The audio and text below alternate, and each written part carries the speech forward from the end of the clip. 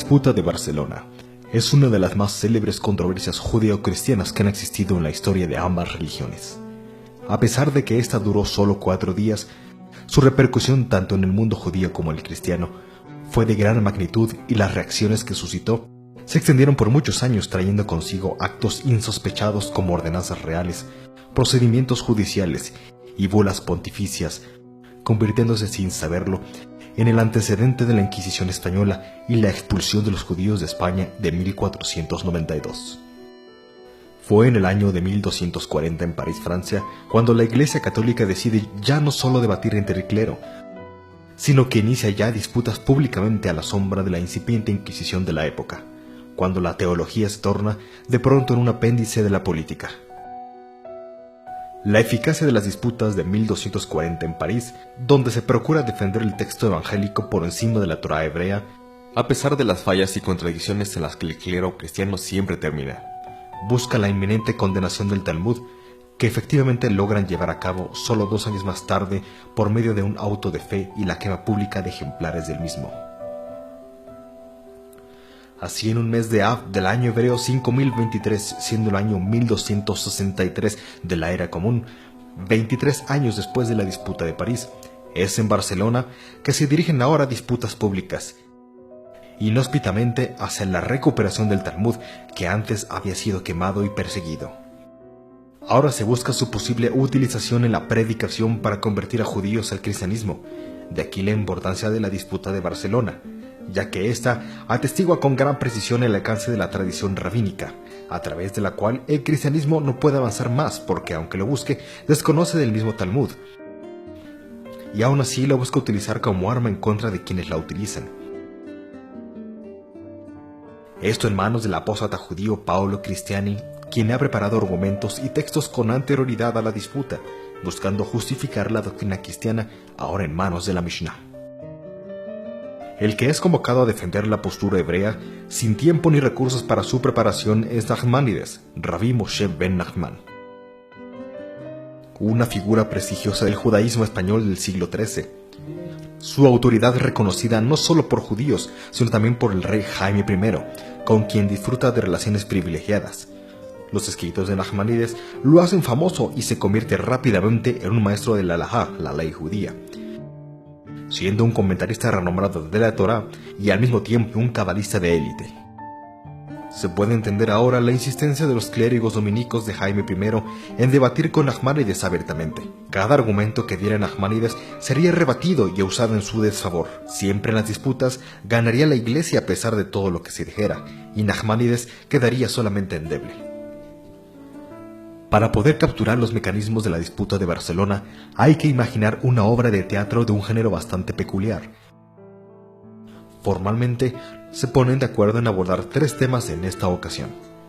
Primero, si el Mesías ya ha venido. Segundo, si el Mesías es un hombre o un dios. Tercero, ¿y quién posee realmente la Torá?, se preguntaban. Cada personaje tiene que jugar un papel. Estos personajes son el maestro judío Nachmanides, el converso Paolo Cristiani, el rey Jaime I y los eclesiásticos, siendo tanto dominicos como franciscanos, junto a una multitud abigarrada de judíos y gentiles dispuestos a presenciarlo todo. Estos personajes disponen de un repertorio sencillo, el Talmud, del cual deben improvisar un argumento que sea apto para hacer triunfar su causa. Esta disputa fue en efecto la ocasión propicia para que la Inquisición diera a conocer sus primeros edictos concretos contra la religión judía y a sus seguidores, tales como la prohibición de la predicación en sinagogas, la demanda reiterada del Papa de prohibir a los judíos el ejercicio de las funciones públicas y especialmente la implantación de una censura del cristianismo en los textos rabínicos, destinada a expurgarlos de toda mención juzgada como blasfemia en contra de Jesús o el cristianismo. Estos constituyen la trama de una política que la Iglesia manejó por varios siglos y que culminó en España con la expulsión de los judíos 2 siglos después, en 1492. Más profundamente, con la disputa, los clérigos establecen la nueva posición de la Iglesia con respecto a los judíos y al judaísmo, siendo una transición de lo teológico a lo político, donde el proselitismo y la conversión forzada son su motor. De esta manera, y bajo el plan teológico, el estatus del pueblo judío permanece al inicio sin cambio. Su existencia solo se justifica en tanto que esta sea la supuesta prueba de la crucifixión histórica de Jesús y que su castigo consecutivo sería el exilio, la servidumbre y la humillación pública constante. Solo así, la situación de los judíos en la sociedad es justificada. El Rambán, en su texto de la disputa de Barcelona, nos narra: «Escuchadme todos vosotros. El hermano Paulo me ha preguntado si el Mesías de quien hablan los profetas ya ha venido, y yo le he dicho que no. Después, Paulo ha citado un libro de Agadá que asegura que el Mesías nació el día de la destrucción del templo. Yo le he dicho que no creen esas cosas. Enseguida os explicaré por qué no creo. Sabed que nosotros tenemos 3 clases de libros. La primera, que consta de 24 libros, los que vosotros llamáis la Biblia, al que también le damos toda nuestra fe. La segunda clase se refiere al Talmud, el cual consiste en las explicaciones de los preceptos, los mitzvot de la Torá. Esta constituye 613 preceptos que están todos explícitos en el Talmud. Le damos también credibilidad a estas explicaciones. Pero nosotros aún tenemos una tercera clase de libros que se llaman los Midrash, que son algo así como los sermones. Esto es como si el obispo se levantara para pronunciar un sermón y uno de los oyentes lo copiara con exactitud y tomara notas.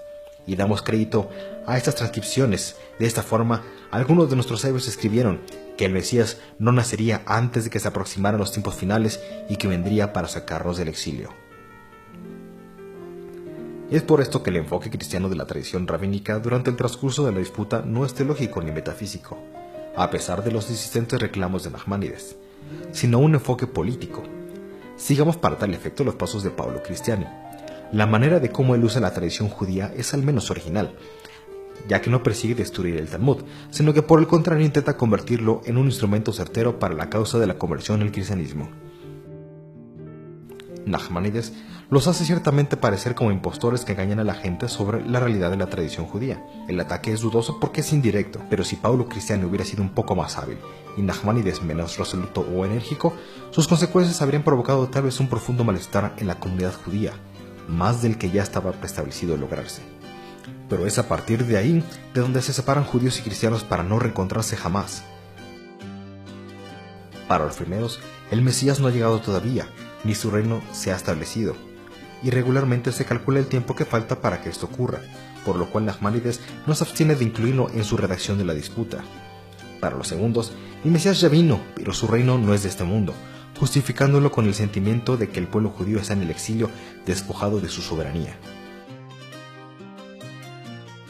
La disputa de Barcelona es por encima de todo la dramatización de la nueva situación del judaísmo en el seno de la cristiandad.